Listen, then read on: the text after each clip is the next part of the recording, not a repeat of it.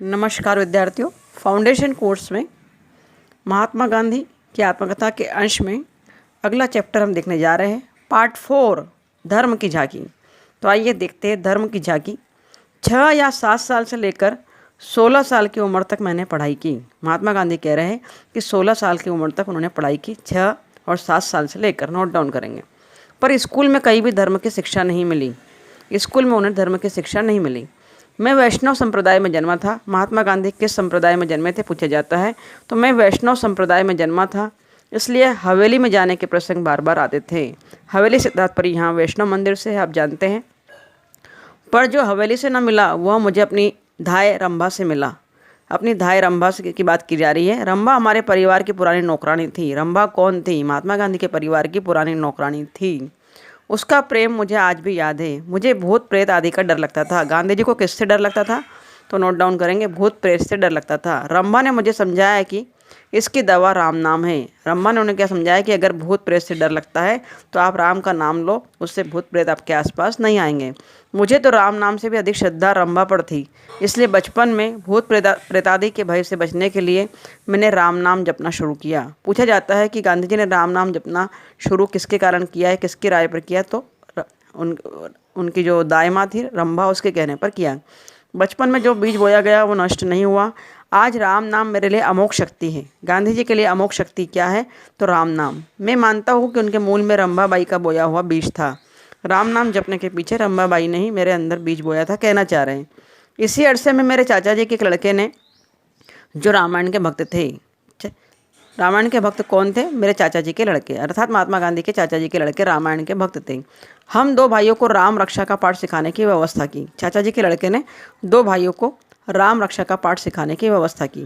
पूछा जाता है कि चाचा जी के लड़के ने कौन सा पाठ सिखाने की व्यवस्था की? तो राम रक्षा का पाठ। हमने उसे कंठाग्र कर लिया। गांधी जी ने किसे कंठाग्र कर लिया था? तो राम रक्षा पाठ को। स्नान के बाद उसे नित्य पाठ नियम बनाया। गांधी जी ने स्नान के बाद नित्य पाठ क्या किया करते थे? तो राम रक्षा पाठ किया करते थे। जब तक पोरबंदर में रहे यह नियम चला। राजकोट के वातावरण में यह नियम नहीं टिक सका। राम नाम का नियम राजकोट के वातावरण में नहीं टिका, पोरबंदर में ही चलता रहा। राजकोट के वातावरण में यह न टिक सका। इस क्रिया के प्रति भी खास श्रद्धा नहीं थी। अपने बड़े भाई के लिए मन में जो आदर था, उसके कारण कुछ शुद्धोच्चारणों के साथ राम रक्षा का पाठ कर पाते थे। इस अभियान के कारण पाठ चलता रहा। आगे देखिए। पर जिस चीज़ का मेरे मन पर गहरा असर पड़ा वह था रामायण का पारायण। तो कहा जा रहा है कि गांधी जी के मन पर गहरा असर किसका पड़ा? तो रामायण के पारायण का पड़ा। पिताजी की बीमारी का थोड़ा समय पोरबंदर में बीता था। वहाँ वे राम जी के मंदिर में रोज रात के समय रामायण सुनते थे। सुनाने वाले बिलेश्वर के लाधा महाराज के नामक एक पंडित थे। रामायण सुनाने वाले पंडित का नाम क्या था? महात्मा गांधी के पिताजी कबा गांधी या करमचंद गांधी रामायण सुनते थे रोज, परंतु उन्हें सुनाने वाले कौन पंडित थे? तो नोट डाउन करेंगे नाम। बिलेश्वर के लाधा महाराज नामक एक पंडित थे जो रामचंद्र जी के परम भक्त थे। उनके बारे में कहा जाता है कि उन्हें कोढ़ की बीमारी हुई थी। उनका इलाज करने के बदले उन्होंने बिलेश्वर महादेव पर चढ़े हुए बेलपत्र लेकर कोढ़ वाले अंग पर बांधे और केवल राम नाम का जप शुरू किया। अंत में उनका कोढ़ जड़ मूल से नष्ट हो गया। तो देखिए, राम नाम एक अमोघ शक्ति है और कितना वरदान होता है भगवान का कि उन्होंने कोढ़ के पर केवल बेलपत्र ही बांधे और उनका कोढ़ ठीक हो गया। तो याद रखेंगे किसको कोढ़ हुआ था और किस कारण वो ठीक हुआ, यह प्रश्न पूछा जा सकता है। यह बात सच हो या ना हो, हम सुनने वालों ने तो सच ही मानी। यह भी सच है कि जब लाधा महाराज ने कथा शुरू की तब उनका शरीर बिल्कुल निरोग था। लाधा महाराज का कंठ मीठा था। वे दोहा चौपाई गाते थे। लाधा महाराज का कंठ कैसा था पूछा जा सकता है, तो मीठा था। वे क्या गाते थे? दोहा चौपाई गाते थे, याद रखेंगे, और अर्थ समझाते थे। उस समय मेरी उम्र 13 साल की रही होगी, पर याद पड़ता है कि उनके पाठ में मुझे खूब रस आता था। वह रामायण के प्रति मेरे अत्यधिक प्रेम की बुनियाद है। तो महात्मा गांधी को रामायण से अत्यधिक प्रेम था। आज मैं तुलसीदास की रामायण को भक्ति मार्ग का सर्वोत्तम ग्रंथ मानता हूँ। भक्ति मार्ग का सर्वोत्तम ग्रंथ किसे मानते हैं महात्मा गांधी? तो तुलसीदास की रामायण को भक्ति मार्ग का सर्वोत्तम ग्रंथ मानते हैं। नोट डाउन कर लीजिए।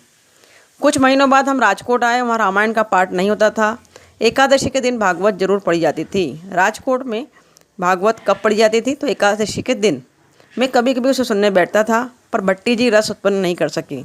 तो जो एकादशी के दिन भागवत पढ़ी जाती थी वो कौन पढ़ता था? भट्टी जी पढ़ते थे। आज मैं देख सकता हूँ कि भागवत एक ऐसा ग्रंथ है जिसके पाठ से धर्म रस उत्पन्न किया जा सकता है। किसके पाठ से धर्म रस उत्पन्न किया जा सकता है? तो भागवत के पाठ से। मैंने तो उसे गुजराती में बड़े चाव से पढ़ा। गांधी जी ने भागवत पाठ कौन सी भाषा में पढ़ा? तो गुजराती में। मैंने तो गुजराती में बड़े चाव से पढ़ा, लेकिन 21 दिन अपने उपवास काल में भारत भूषण पंडित मदन मोहन मालवीय जी के शुभ मुख से संस्कृत के कुछ अंश जब सुने तो ख्याल हुआ कि बचपन में उनके समान भगवत भक्त के मुंह से भागवत सुनी होती तो उसी उम्र में मेरा प्रगाढ़ प्रेम हो जाता। तो 21 दिन उपवास काल में किसकी भागवत उन्होंने सुनी थी और किसके मुख से सुनी थी? तो 21 दिन उपवास काल में भारत भूषण पंडित मदन मोहन मालवीय जी के शुभ मुख से सुनी थी। नोट डाउन करेंगे, भारत भूषण पंडित मदन मोहन मालवीय जी के शुभ मुख से संस्कृत में सुनी थी। बचपन में पढ़े हुए शुभ अशुभ संस्कार बहुत गहरी जड़ जमाते हैं। इसे मैं खूब अनुभव करता हूँ और इस कारण उस उम्र में मुझे कोई उत्तम ग्रंथ सुनने का लाभ नहीं मिला, सो अब अखरता है। राजकोट में मुझे अनायासी सब संप्रदायों के प्रति समान भाव रखने की शिक्षा मिली। राजकोट में गांधी जी को क्या शिक्षा मिली? उत्तर, सब संप्रदायों के प्रति समान भाव रखने की। मैंने हिंदू धर्म के प्रत्येक संप्रदाय का आदर करना सीखा, क्योंकि माता पिता वैष्णो मंदिर में, शिवालय और राम मंदिर में भी जाते थे। तो गांधी जी के माता पिता कौन कौन से मंदिर में जाते थे पूछा जाता है, तो माता पिता वैष्णो मंदिर, विष्णु जी के मंदिर में और शिवालय और राम मंदिर में भी जाते थे, और भाइयों को भी साथ ले जाते थे या भेजते थे। फिर पिताजी के पास जैन धर्माचार्यों से भी कोई न कोई हमेशा आते रहते थे। पिताजी उन्हें भिक्षा भी देते थे। वे पिताजी के साथ धर्म और व्यवहार की बातें किया करते थे। गांधी जी के पिताजी किन्हें भिक्षा देते थे? तो जैन धर्माचार्यों को देते थे। वे पिताजी के साथ धर्म और व्यवहार की बातें किया करते थे। जैन धर्माचार्य पिताजी के साथ कैसी बातें करते थे? धर्म और व्यवहार की। इसके सिवा पिताजी के मुसलमान और पारसी मित्र भी थे। महात्मा गांधी के मुसलमान और पारसी मित्र भी थे उनके पिताजी के। वे अपने धर्म की चर्चा करते और पिताजी की बातें सम्मानपूर्वक, अक्सर रसपूर्वक सुना करते थे। नर्स होने के कारण ऐसी चर्चा के समय में अक्सर हाजिर रहता था। नर्स अर्थात गांधी जी ने पिता की सेवा शुश्रूषा करने की पूरी जिम्मेदारी ले रखी थी। घाव पोंछना, मलहम लगाना, दवाई लगाना, दवाई बनाना आदि। इस कारण उनका अपने पिताजी के पास उपस्थित हमेशा रहते ही थे। इस कारण उन्हें और भी पंडितों से ज्ञान मिलता था। इस सारे वातावरण का प्रभाव मुझ पर यह पड़ा कि मुझ में सब धर्मों के लिए समान भाव पैदा हो गया। इस तरह यद्यपि दूसरे धर्मों के प्रति समभाव जागा, फिर भी यह नहीं कहा जा सकता कि मुझ में ईश्वर के प्रति आस्था थी। पर एक चीज़ मैंने मन में जड़ जमा ली, यह संसार नीति पर टिका हुआ है। संसार किस पर टिका हुआ है? नीति पर टिका हुआ है। नीति मात्र का समावेश सत्य में है। नीति मात्र का समावेश सत्य में, याद रखेंगे। नीति का समावेश किस में है? सत्य में है। सत्य को तो खोजना ही होगा। दिन पर दिन सत्य की महिमा मेरे निकट बढ़ती गई। सत्य की व्याख्या विस्तृत होती गई और अभी भी हो रही है। फिर नीति का एक छप्पर दिल में बस गया। गांधी जी के दिल में क्या बस गया? नीति का एक छप्पर उनके दिल में बस गया। उसमें खास जो बात थी या व्याख्या थी वो थी, अपकार का बदला उपकार ही हो सकता है। यह एक जीवन सूत्र ही बन गया। गांधी जी के जीवन का जीवन सूत्र क्या बन गया?